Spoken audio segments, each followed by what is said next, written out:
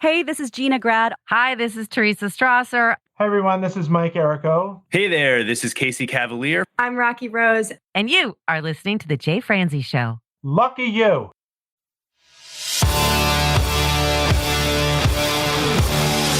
Welcome to The Jay Franzi Show.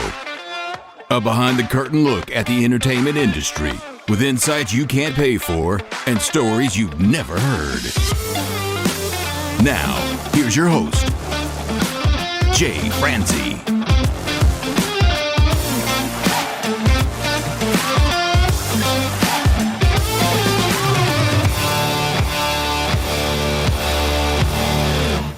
And we are coming at you live. I am Jay Franzi, and this is your source for the latest news, reviews, and interviews. So if you would like to join in, comment, or fire off any questions, please head over to jayfranzi.com. All right, my friends, tonight we have a very special guest. I said it once, I will say it again. We have a very special guest. We have an actual country music recording artist with us tonight. Hailing from the great state of Arizona, we have Shari Rowe. Shari, my friend, how are you? I'm doing great, Jay. Thanks for having me on the show. It is my pleasure. I cannot wait to talk to you tonight. All right. I've been diving deep into your music, and I have some questions. All right. Fire away. Let's start with Night Riding. Yeah. What was it like working with Jamie Tate? So Jamie is, I've worked with him on several projects, and he's become a friend. He makes me feel really comfortable in the studio, especially tracking that vocal. He works great with the band. He has a lot of great relationships that he's built with the players that he brings in. It just creates a really good atmosphere in the studio. And when you've worked with someone a few times on vocals and they get to know kind of your tells, they know when to push, when you need a break, when they know you have like a better one in you. And, it's all those things that make a great record. It's that relationship. So let's take that a step further. When you're working with him, does he take a very hands-on approach? He does, but he's a really good communicator. So he's just very good at communicating, which you can finesse something and you can really get, especially working with creatives, because I've been in a little bit in the production end of things too. And when you're working with creatives, I think getting to know someone and knowing what's going to bring out the best in them, being able to use those social skills is really important. And Jamie's great at that. So he's hands-on, but he's really great at knowing how to get what he's looking for out of the artist. Does he play any instruments himself? That I don't know. I have never asked him that, and I've never seen him in that capacity. But yeah, he definitely knows how to convey what he's needing from each player. Well, you mentioned that he brings in the musicians based on his relationships. Yeah. Do you remember any of the musicians that were brought in? Well, Tommy Harden on drums. Drummer, for sure, yeah. And session leader. He's killer. Great. He's killer. Jeff West on lead guitar. Or Jeff King, Jeff King. Jeff King's another one. Holy cow, he's amazing, isn't he? Yeah. And he's just the funniest guy in the world, too.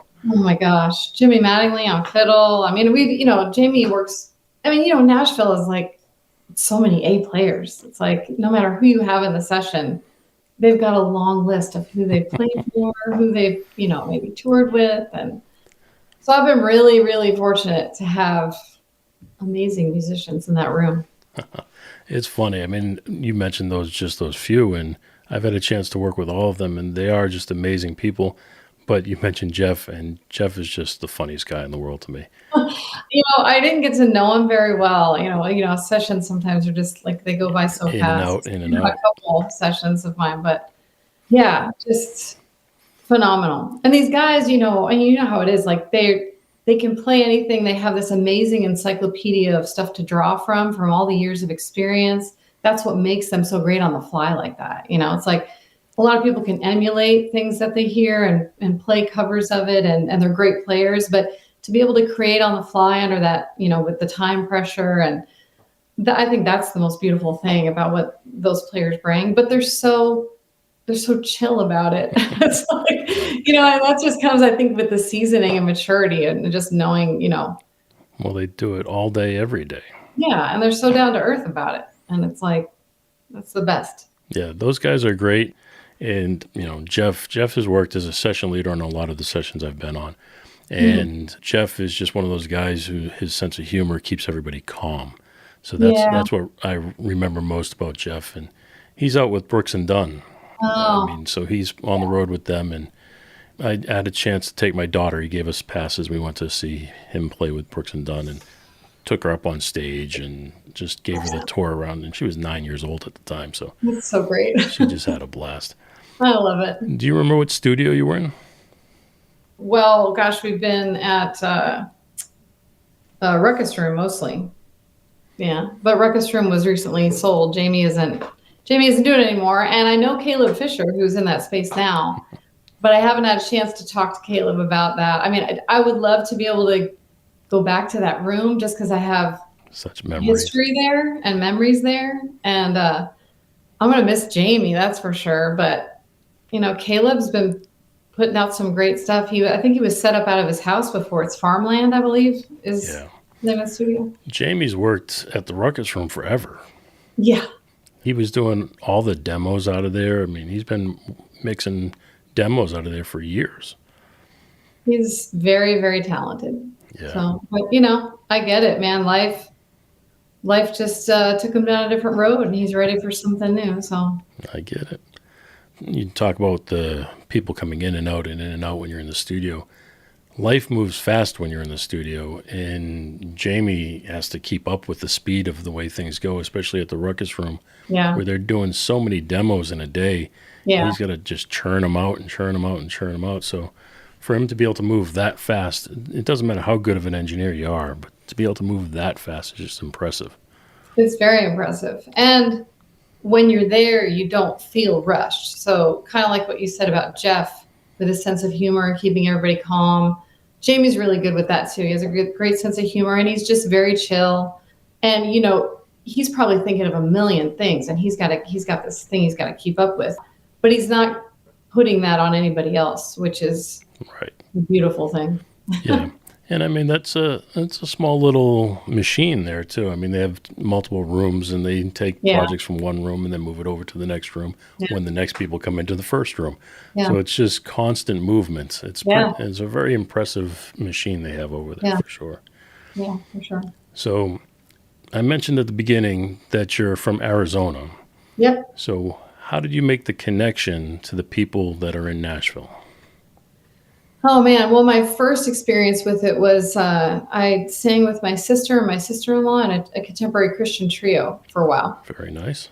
And we got a deal through Q Records, which was owned by a QVC network and distributed through Atlantic. And our first project was recorded at, this is going way back, before Blackbird was Blackbird, it was Creative. Yep. So we tracked it there. And that was when I first really started building relationships out there with everybody. And I mean, everybody was so welcoming.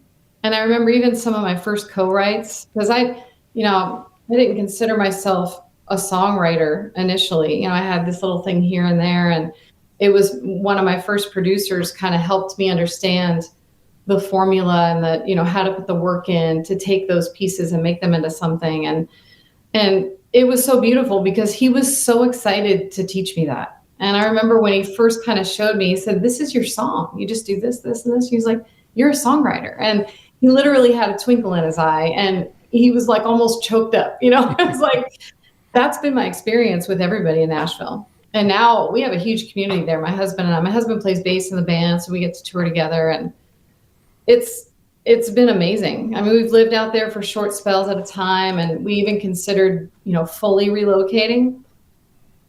But, to be honest, Arizona inspires me so much, and it's so much of who I am. And I feel like I wouldn't be who I am as an artist if I left here. And so we made the decision a while ago to just keep going back and forth and do our thing. And these days, it's pretty easy to do that. Yeah, it is. It is. What part of Arizona? The Northwest Valley, like outside of Phoenix, Glendale area. Okay. So still kind of in the city, but on the outskirts. I was in Phoenix for quite a while. I went to Arizona State. Yeah? So, oh, really? Yeah. So I'm all around Phoenix and Glendale and Mesa. And Area. Yeah. 122 degrees the day I got there. I know. I have no desire to rush back. I'm so sorry. You don't get used to that. Yeah. That's still, open the oven door when you're baking cookies kind of feeling. That's what I say. Everyone says, but it's a dry heat. I said, well, stick your arm in the oven and tell me how dry it is. Yeah. No, So- it doesn't matter. Once it gets above, I think once it's above 110, it's just too hot. We just recently moved back from California, outside of San Francisco, but over the mountain in the desert. And we get up to about 115 every day. Wow. But for some reason, it didn't seem as bad as Phoenix. Yeah, I don't know. Phoenix just seems like the extreme heat. It is, for sure. For sure. Yeah, we're seeking shelter in the summer. Most people are seeking shelter from snow. We don't have that. Right. I mean, up north we do. That's one thing I do love about Arizona is there's a certain time of year when you can water ski in the valley, snow ski up in Flag. So Flagstaff. I actually drove to Phoenix and I hit Flagstaff and I got out to pump gas and I was like, wow, this is what they must mean by dry heat. This is nice. And it was like 80 degrees. I'm like, this is 80 degrees and it feels real nice. A few hours later, I was in Phoenix. Yeah. And at the time, I had to get out and use a payphone because I'm old. And I grabbed the payphone and burnt my hand. I was like, Oh, no. I was like, okay, it's hot. Yeah, you just kept going down, down, down. All right. valley. It was a good time, though. Yeah. Good time spent there. Yeah. I did transfer all my classes to nighttime classes, though. I don't blame you. All right. So your first time to Nashville was quite a while ago if Yeah. you were at Creative. Yeah. So, and then you start meeting these people, you start developing this network. So tell me what well, first of all, let me just go back. Christian band. Let's talk about that for a minute. What was that like? It was one of those things where, I grew up singing like as far back as I can remember, just like putting on shows for the family in the living room, the whole thing, right? And so my sister and I were always trying to find harmonies. It just was something we just were drawn to do. And then my sister-in-law, my brother is like almost 20 years older than me. So my sister-in-law and my sister and I literally just would sit around. I mean, our spare time was just fun trying to come up with, all these different ways to harmonize and singing along with songs on the radio. And then we went to church and we put a song together to sing at church, and one thing led to another, literally. And my sister and I we started a cleaning business in Scottsdale, and we'd clean houses and we'd be in these giant mansions. We'd meet in the kitchen to write songs. Like we'd come up with an idea and I'd be like, I know what the next line should be, and we loved it. That's just what we did. And one of the houses that we were cleaning, the owner of the house knew somebody who knew somebody. And she said, this guy, he was a producer in Nashville and he's out here, he's from here, and set up a meeting. And we went to his office and we sang and he listened and he was like, wow, how did I not know you guys existed? I'm like, well, we weren't really trying to do this. So it just kind of fell into place, really. And it was great touring. Like we did a bunch of Christian festivals. We had a bunch of, radio play and went on QVC selling our music, people calling in, the whole thing. That's a whole different approach to selling music for sure. Yeah, it was crazy, old school, like just but really fun. I mean, because I'm with my family, that family harmony, and even though my sister-in-law wasn't related by blood, we just found this blend that it's still, every once in a while we'll sing together at the holidays and stuff, and it's just magical when you get to do that. So well, tell us a little bit more about that. You talk about just coming up with harmonies. That's not something most people can do. So the fact that not only can you do it, but they sound good and you're coming up and you get a record deal and all that fun stuff. So how did you even find out you were good at harmonies in the first place? That's a good question. I mean, I can't remember not doing it. And then I do remember being in choir in junior high. And this isn't specifically related to harmony, but it kind of made me more self-aware of oh, what? So I can do this thing, sometimes in a choir that the director will go in front of each person as everyone's singing, just to kind of figure out, are you alto, soprano, whatever, those kinds of things that they're figuring out. And one day after choir, my teacher pulled me aside and she said, you have this really great tone in your voice. Can we put together a solo for you for the program? And I was like, yes, you sure. can. Yeah, sure. And it was in Italian. I don't remember the name of it, but it was like an Italian opera thing. And I'm like, okay. And so we did that. And I think that was one of the first times I actually thought, I think it was one of the first times somebody recognized something in me. And it wasn't like in the living room with the family, it wasn't mom saying, oh, you sound beautiful, I think it just kind of made me think for a second. And I started writing songs not long after that. Like they weren't good, but I was trying. I wanted to do it. That was the first time I realized I wanted to do it. So what was the age at that point? 12. Oh, wow. Yeah. Yeah. I mean, I don't know. It's just what I'd take off because like we lived in the city. We lived in Glendale, grew up in kind of a not really great area of Arizona. But on the weekends, I would go to my brother's property and he had horses. So I'd take off on horseback, follow the canal bank, riverbed.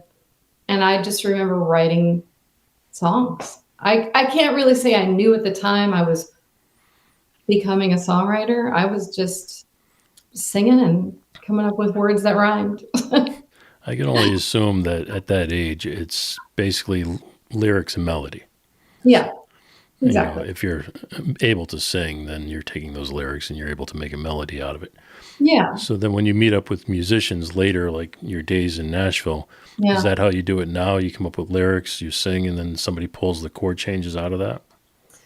Mostly, yeah, because it's so, and I've taken guitar lessons and I've, applied myself, but the thing that I realized early on, I kind of got, I don't want to say thrown into it because that almost sounds negative. I'm so grateful, but everything took off really fast and I found myself surrounded by these amazing musicians. So anytime I tried to put time in on the guitar, I was like, it's going to take me years to have this talent to draw on that all of these people have around me. So for the most part, I'll write lyric and melody. I know enough about music just from what I've gleaned over time to understand, chord structure and, tension and, like all the different ways you can convey emotion through, chord progression.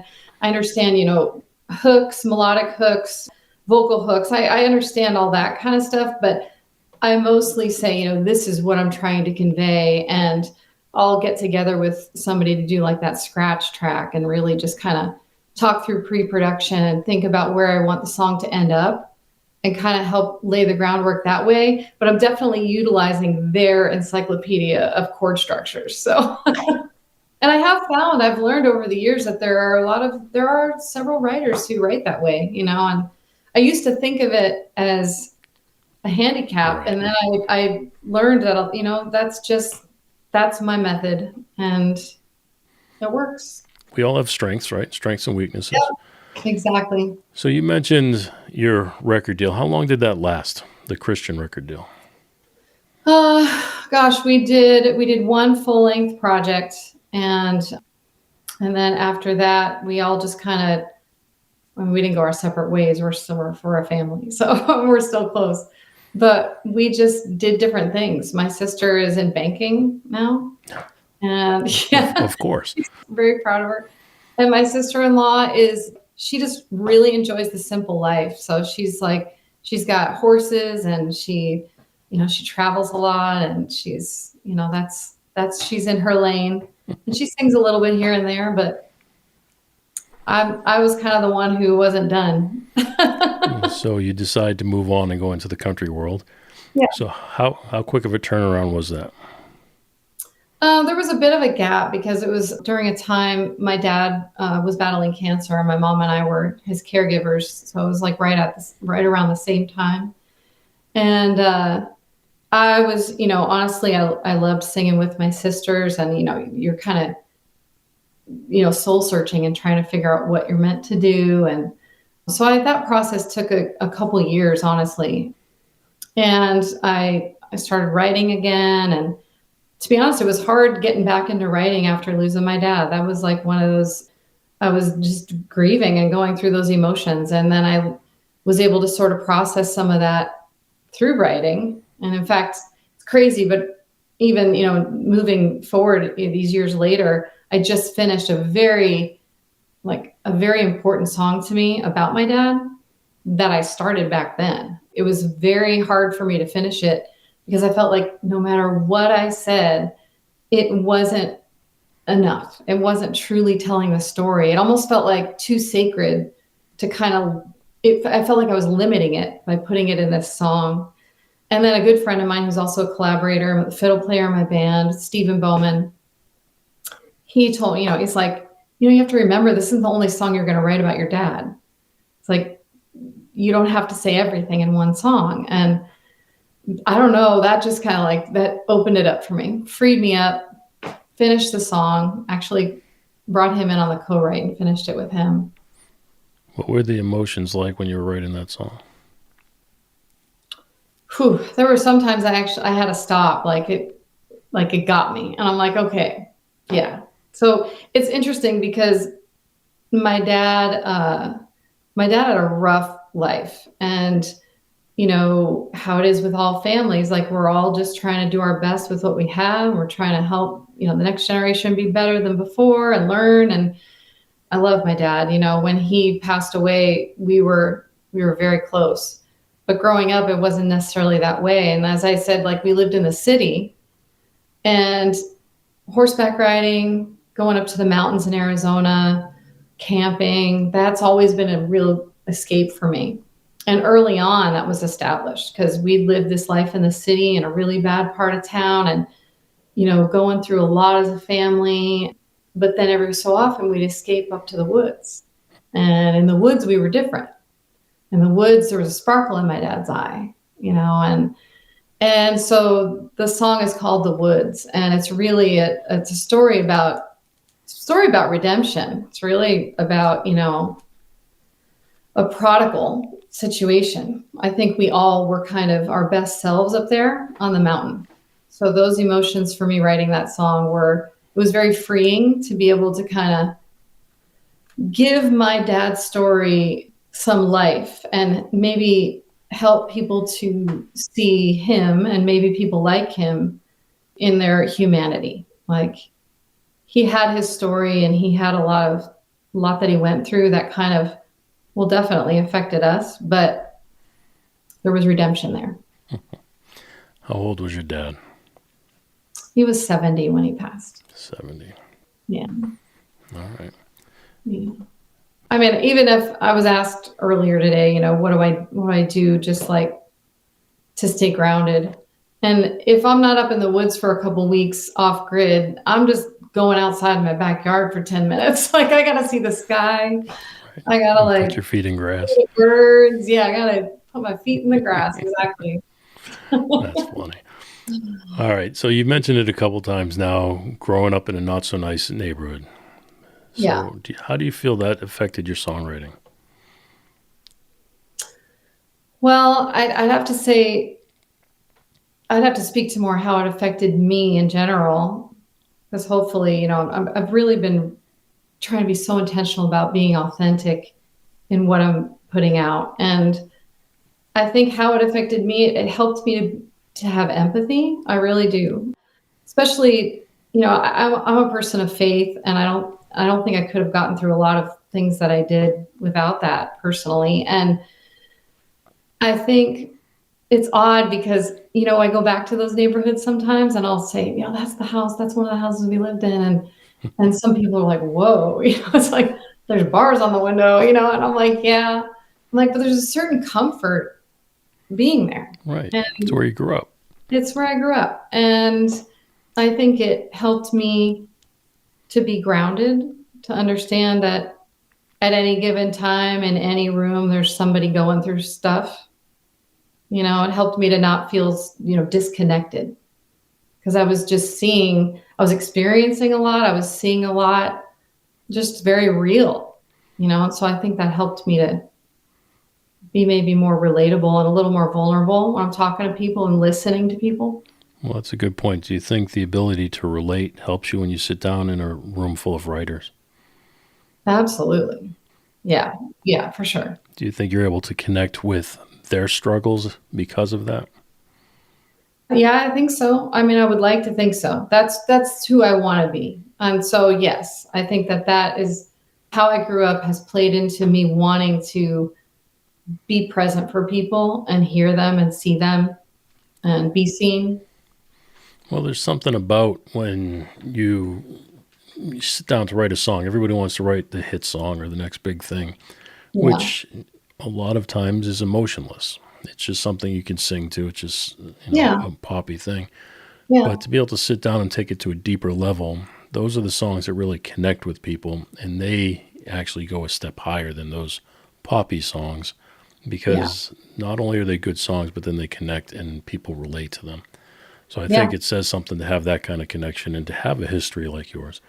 If you don't have something to draw on, then you're just guessing and it's almost fake.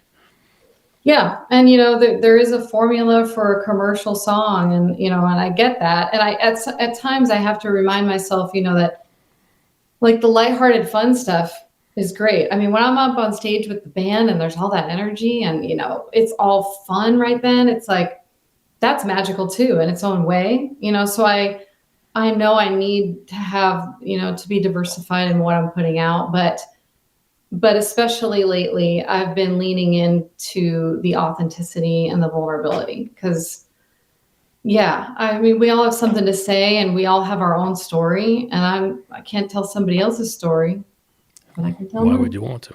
I wouldn't want to.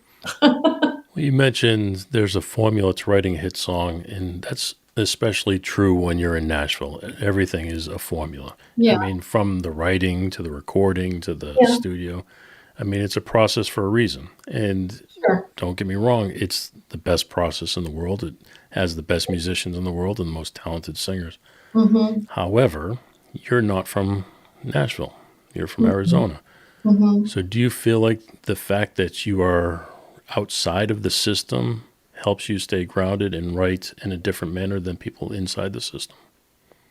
That's a great thought. I mean, maybe. I honestly, though, I seek out, even like in Nashville, like I'm a big fan of Sean McConnell and Brett Cherokee and Natalie Hemby. And I'm drawn to people who write about deep things. So, I think it helps me stay grounded in a way that like I don't lose my identity, like as far as my background and my history. And, I'm not being changed. I'm staying in my environment. So I'm sure that has an effect on it. But I also understand the commerciality. Even with this new stuff that I'm putting out, I've been saying it out loud, even to my husband and different people I'm working with. I'm like, I'm not going to like pigeonhole myself into an indie corner just because I want to be artistic and vulnerable and kind of explore some things. I understand that there's an audience and I understand there's a balance. So well, that's just it. There is a balance. And you don't have to be way off in the corner to be artistic. Right. Every song I've ever written has been commercial. Right. But I like to think I take an artistic approach to the way I write a song. Yeah. And I think all of your songs are very commercial, very easy to sing along to. Yeah. So I don't think you're off in a corner. I think that you're taking creativity to a new level. So it's not just surface creativity. You're taking it deeper. You've mentioned your husband a couple times, and my wife is called Wife. However, does your husband have a name? He absolutely does. Kevin. Kevin is an amazing bass player, and he's, we're a great team. We're just really blessed. Like we love being together because we're together a lot. Like we do play music together. Right. We started businesses together. We've, we're really blessed. So Well, that's a good thing, right? It's good to have that connection. So what is that dynamic when you're on the road? Our band is literally a band family. Like the guys in my band are like my brothers. I feel like I've always just been the girl in a room full of guys. And it's been great. Everybody has respect for one another. We eat together. We, even for rehearsal, everybody eats first. Everybody's talking about what's happening in their life first. And, if we need to stop everything and just talk about what somebody's going through. I mean, we just really love each other. It's pretty cool. Yeah. Oh, it's very cool. Yeah. My wife and I would take her every day of the week wherever I go if I could. Yeah. Even though she's a pain in my neck, I would still take her along. What is your wife's name? It's Jennifer. Jennifer. However, I can probably count on one hand the amount of times I've ever called her by that. Yeah. It's always the wife. Oh, yeah. You know, my grandfather always called my grandmother wife, and it's just stuck. It's just what I do. That's great. But I met my wife in the industry. I worked as an engineer, and my wife worked as a graphic artist and a photographer. Nice. So we met working on the same projects, and we ended up dating, and here we are, 15 plus years later. Awesome. But when we travel around, we each have our role in how we do things. Like she drives all day long on her own, but if we're together, I have to be the one driving. Yeah. Not because of me. Yeah. But she would prefer that I drive. And honestly, I'd rather drive because I like driving. So there you go. We all have our roles for sure. So tell me about the rest of the band. Oh man, Alan Wells on lead guitar.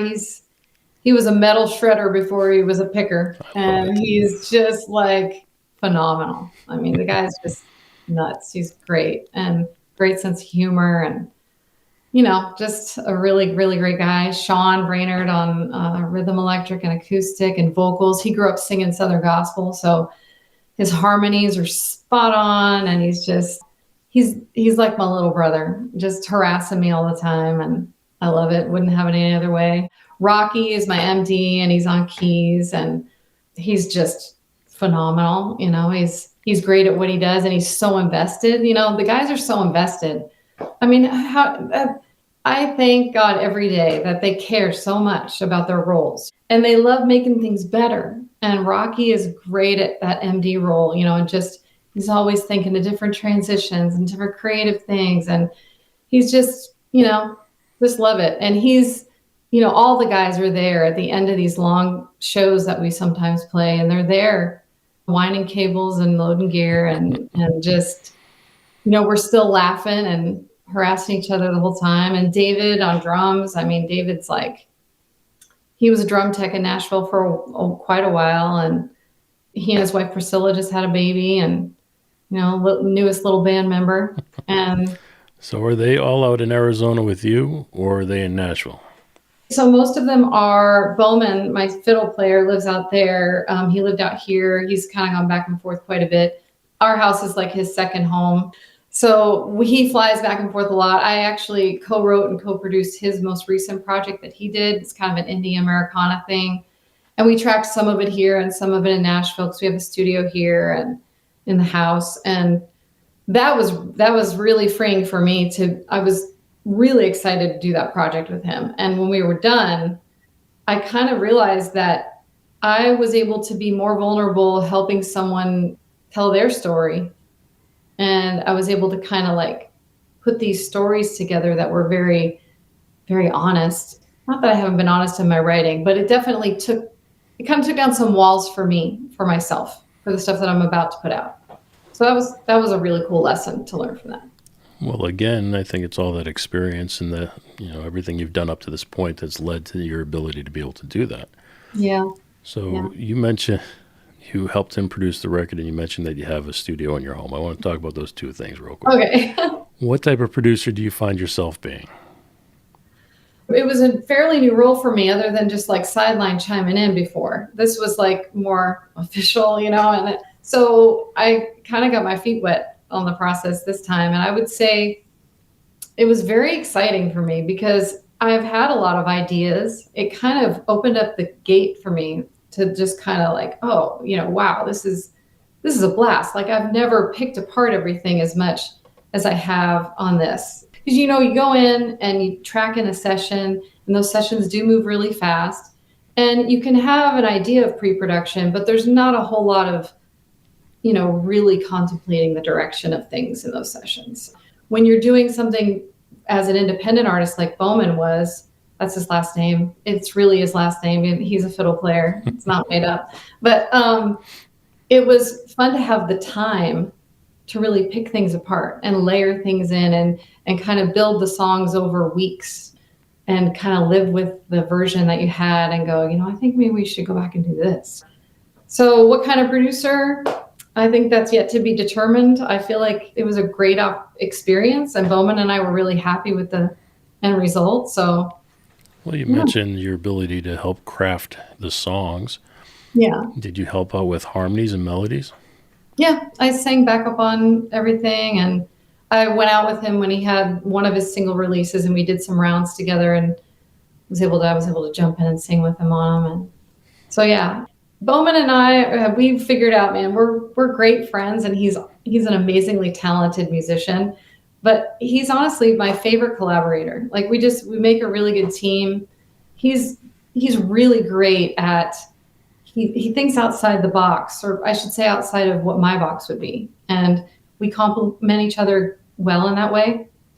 And he really appreciates what I bring to the table. And I think when you have that collaboration and each one is bringing something that you probably couldn't come up with on your own, it makes for such a fun experience creatively.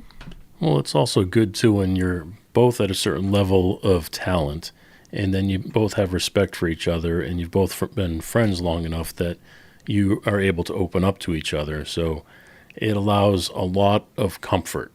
And yes. That way you can sit there and you can work with each other, and you can give ideas without feeling like you're going to hurt somebody's feelings. Yeah. So, yeah. Safe place. Yeah. Of course. Now, let's talk about the studio for a second.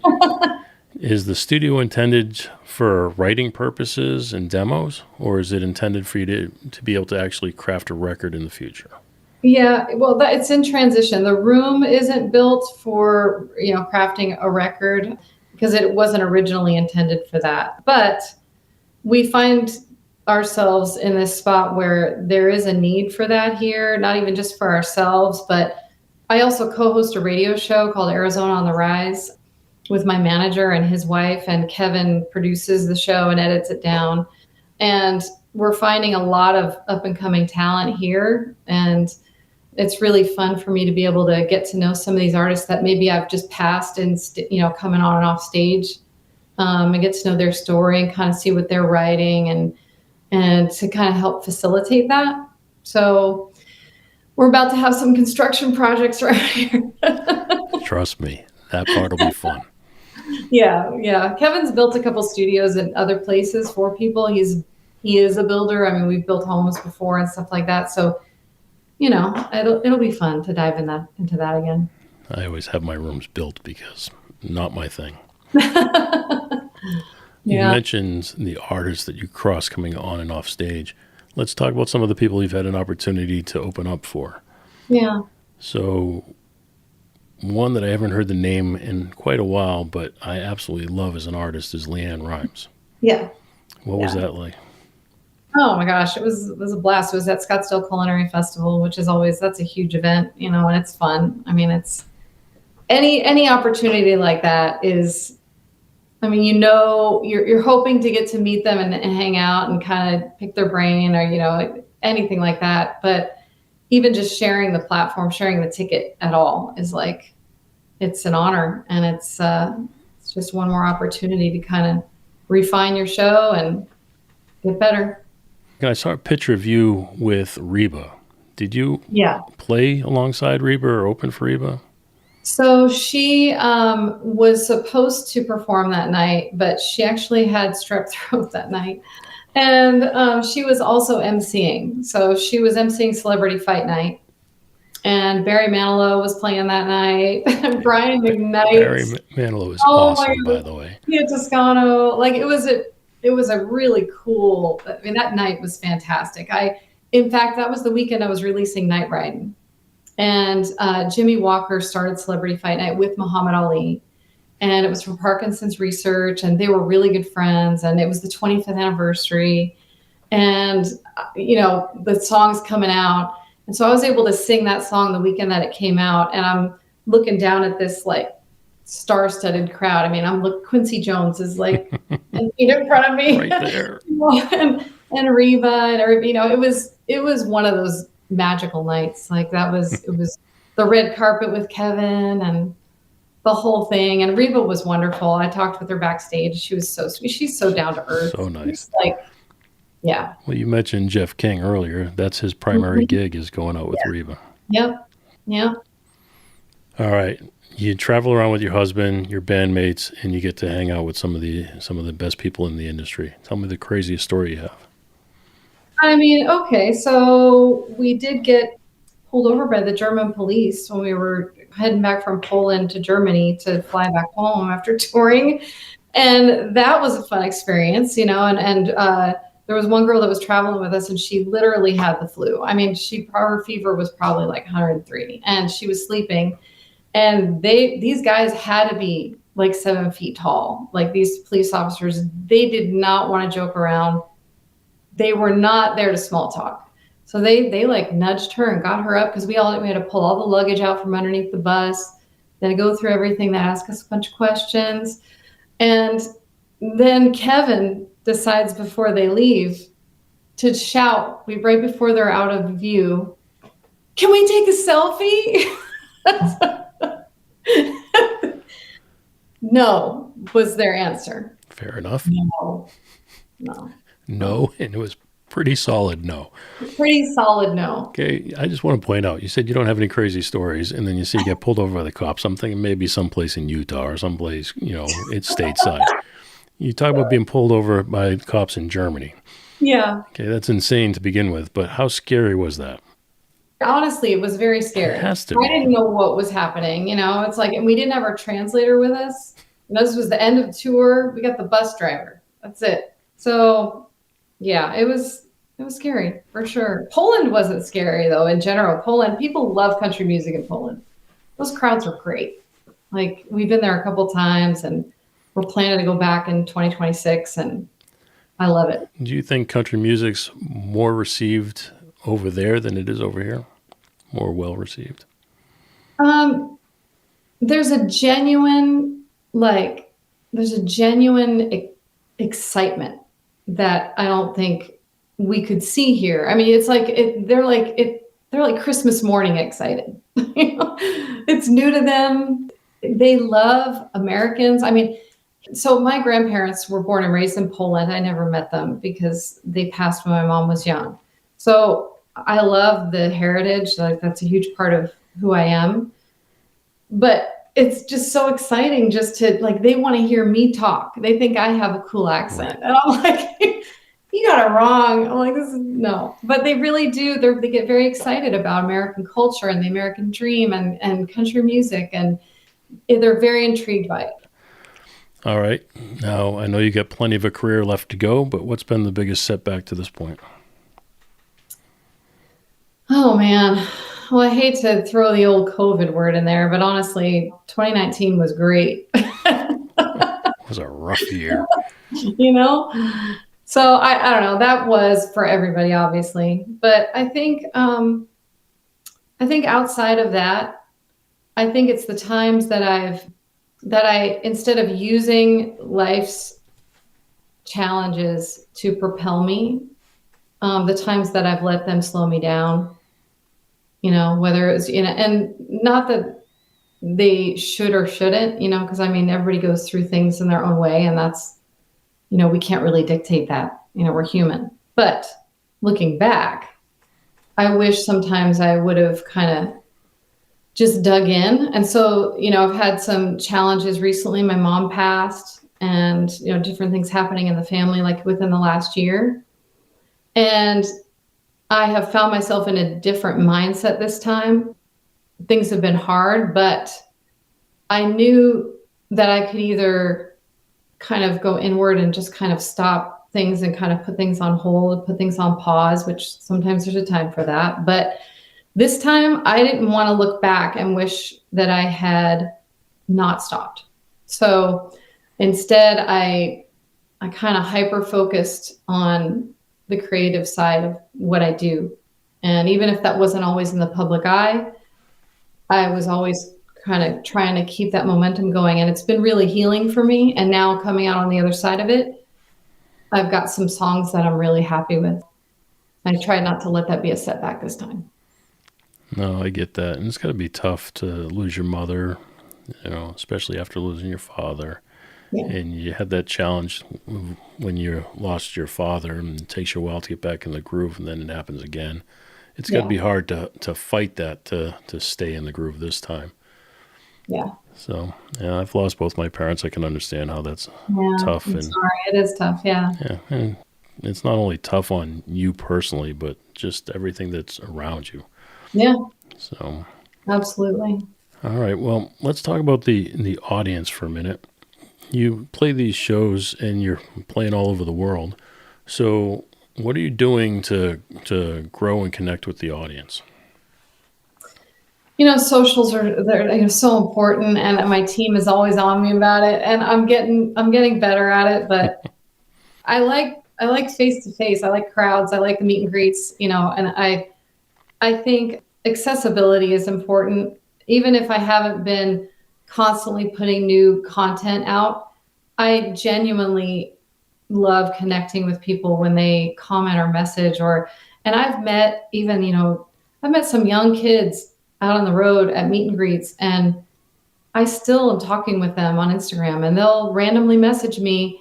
I even have a few that message me when they're going through stuff, and it's like, I really value the stuff that goes beyond the show. And I also think coming alongside different organizations that are doing great work in any number of ways, that's always been really important to me, to stay connected with people. I think it's really cool to have those big moments and those moments when you feel like the whole room is with you when you're on stage, and like you can feel the room change when the music changes. And I love all that part of the relationship, but the stuff that goes on after that is really special. That's the stuff that, I don't know, just gets into your heart, lasts in a different way. Do you think a lot of that's because of where and how you grew up? Probably, yeah. I mean, I think anytime, because we all go through things, and I think it's, what we do with that is really important. And I think it can shut us down, because life can be really hard sometimes. All of us, none of us are strangers to difficulties in life. I think it's just, what you do with it. And I don't know. I'm determined to find a way to use these things for good. I don't know. I love what it does. I can see it, I can feel it, when you're with somebody or you're talking with somebody, or, they find themselves in a song that you wrote, or, all of that is very real to me. Like, that matters. So what do you hope they take away from your music and your performances? Hopefully, at minimum, at a little escape and some fun from just like the heaviness of life. Initially, music does that for all of us. And I think at minimum that, and then beyond that, maybe, that little nudge to persevere when they're having a hard time, and, do what they want to do what they feel they're made to do. Because I think that's a huge part of like me getting through a lot of things I have gone through in life is, find what you love to do. And that may not be music. It could be anything. Find what you love to do and don't give up on that. Like, just, that is, we're made to do what we do. And when we identify that and dive into it, we're our best selves for everybody, I think, That's a great message. I have 3 daughters, and I try to instill that message on them every day. Mm-hmm. Yeah. All right. Well, we do this thing here we call Unsung Heroes, where we take a moment to shine the light on somebody who works behind the scenes or somebody who may have supported you along the way. Is there somebody that you'd like to shine a little light on? Aw, I love that. Yeah. So my good friend, Allie, she has been on so many shows with me, and she's been on the road with me off and on. And she's currently raising her kids, and she works at their school. She's a single mom. She is one of the best moms I've seen. She loves music and loves the music industry, and she has toured with different artists, and she's run merch for people. And she's, when she was out with me, she knew, every social media moment to catch, and she was thinking of everything. And she was the runner, and she was she was everything, and she was so great at it. And she genuinely loved everybody in the band and loves us and loves me and my biggest supporter and fan. And now she's doing the work raising those babies, and they're wonderful kids. And yeah, I just appreciate all the time and effort and love she's invested in what we do. Thank you, Allie. All right. Well, folks, we have done it. We have reached the top of the hour, which does mean we have reached the end of the show. If you've enjoyed the show, please tell a friend. And if you have not, tell two. You can reach out to both of us over at jfranzi.com. We will be happy to keep this conversation going. We will be happy to keep any conversation going, Miss Shari, my friend, I would like to leave the final words to you. All right. Well, thanks for everybody joining in. Jay, thanks for having me on the show. I loved it. I got new music coming out soon. So as I said, I love connecting with people online. Shoot me a message. Ask me some questions. I'll do my best to answer. All right, folks. On that note, have a good night. Thanks for listening to The Jay Franzi Show. Make sure you visit us at jfranzi.com. Follow, connect, and say hello.